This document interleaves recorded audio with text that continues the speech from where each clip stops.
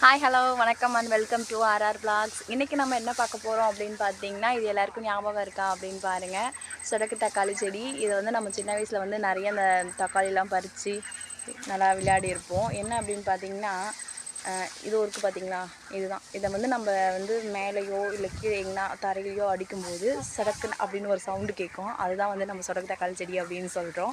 இன்னொன்று என்ன பார்த்தீங்கன்னா, இதில் வந்து நிறைய மருத்துவ குணம் இருக்குது. நெக்ஸ்ட்டு வந்து பார்த்திங்க அப்படின்னா, இதை வந்து நிறைய பேர் குழம்பு வைப்பாங்க. அந்த கீரையுமே சரி நிறைய பேர் பொரித்து சாப்பிடுவாங்க.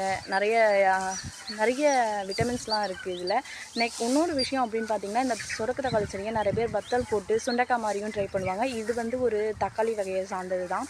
நம்ம சொல்கிற அந்த மணத்தக்காளி செடி அது கூட சேர்ந்தது தான் இந்த சொடக்கு தக்காளி செடியும். வத்தை போட்டு சாப்பிடுவாங்க, குழம்பு வைப்பு சாப்பிடுவாங்க. இது வந்து எங்கே இருக்கும் அப்படின்னு பார்த்திங்கன்னா, நிறைய வந்து இந்த காலி இடங்களில் பயிர் வைக்கக்கூடிய இடங்கள்லாம் நிறைய இருக்கும். நெக்ஸ்ட் டைம் நீங்கள் இதை பார்த்தீங்க அப்படின்னாலும் வாங்கி யூஸ் பண்ணுங்கள், பறித்து யூஸ் பண்ணுங்கள். சரி வேறு ஏதோ ஒரு இடத்துல இருக்குது, நம்மளால் அந்த இடத்துல யூஸ் பண்ண முடியல அப்படின்னாலும் நீங்கள் பறித்து எடுத்துகிட்டு வந்து உங்கள் வீட்டில் இந்த காய் இருக்குது பார்த்தீங்களா, இது உள்ளார சீட்ஸ் இருக்கும். கொஞ்சம் நல்லா பழுத்ததாக பார்த்து எடுத்துகிட்டு வந்து சீட்ஸ் எடுத்து போட்டு நீங்கள் செடி வளர்த்து நல்லா ஆரோக்கியமாக சாப்பிடுங்க. பாய்.